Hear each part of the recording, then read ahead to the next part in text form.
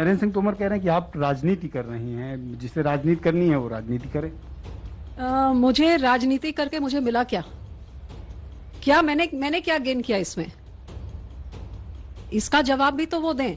आज मैंने अपने देश के किसानों के प्रति फर्ज अदा किया है और मैं ये कह सकती हूँ कि कल पार्लियामेंट में जो आपने सबकी पार्टियों की सुनी हुई, मैं कहूंगी 80% पार्टियों ने कहा कि ये ठीक नहीं है और किसान को हम इतना ये ना समझें कि 3 महीने से जो वो पूरा जोर जबर से विरोध कर रहा है, सड़कों पे उतरा हुआ है, तो उनको भी क्रेडिट दें कि वो भी कुछ जानते हैं। आखिर में यही तो अन्नदाता है जिसने देश भर का पेट भरता है।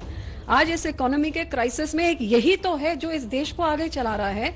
उनकी सुनवाई तो कम से कम होनी चाहिए, ना कि एक बिल को पास करके उनके ऊपर थोपा जाए।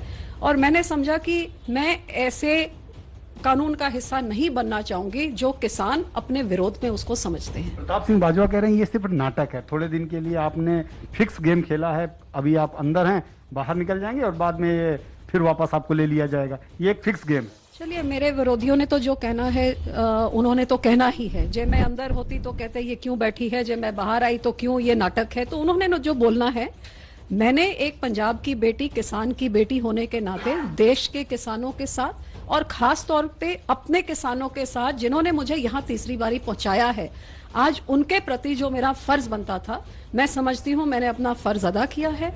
और इस संघर्ष में आज उनके साथ खड़े होने का फैसला लेके इस बिल का विरोध पुरजोर से करेंगे जब तक हमारे किसानों को उनको इंसाफ ये नहीं मिलता कि उनकी शंकाएं इस बिल में एड्रेस हों। हम अकाली दल और मैं उनके साथ खड़े रहेंगे। अकाली दल की पंजाब में ग्रामीण इलाकों में काफी अच्छी पकड़ मानी जाती है, खासकर बात करें मालवा और मांझा क्षेत्र में, जहां किसानों की 90 सीटें ऐसी हैं जिसमें किसान सीधे असरदार। तो क्या माना जाए, उन वोटों के खसकने के डर से आप लोग सरकार से वॉकआउट की हैं, सरकार से बाहर आई हैं?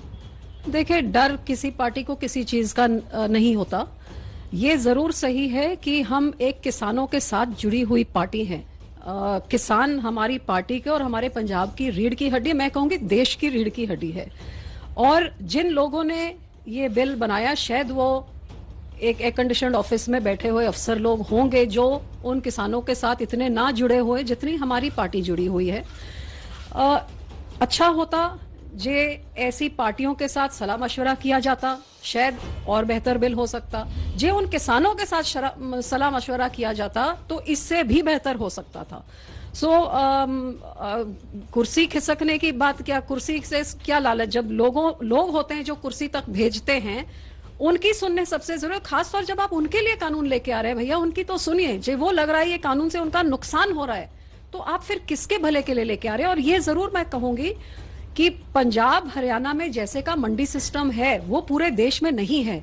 पंजाब हरियाणा का मंडी सिस्टम बहुत बेहतरीन तरीके से कई सालों से चल रहा है। उस सिस्टम को हिलाने में आज किसानों के मन में शंका है कि प्राइवेट प्लेयर्स, बड़े बड़े पूंजीपति आएंगे, ये ढांचे को बिगाड़ेंगे और किसान जब उन पे निर्भर हो जाएगा तब उनके साथ धोखाधड़ी होगी और उनके ऊपर। तो ये चीज शंका दूर करनी जरूरी थी और क्यों नहीं की गई, मुझे यही नहीं समझ आ रहा। एक अंतिम सवाल मैम, यदि सरकार आपकी जो मांगे हैं मान लेती है और जो कानून में थोड़ा बदलाव करती है या जो आप मांग रही हैं उस पर अगर वो गौर करते हैं, तो क्या आप लोग फिर से सरकार में शामिल होंगी? आप देखिए, जब तक किसानों की सुनवाई नहीं होती, उनकी शंकाएं दूर नहीं होती, उनका समर्थन इस बिल को नहीं मिलता, उतनी देर तक हम इसके साथ खड़े होने का मतलब नहीं। आगे क्या होता है वो पार्टी के फैसले, मेरे फैसले नहीं है।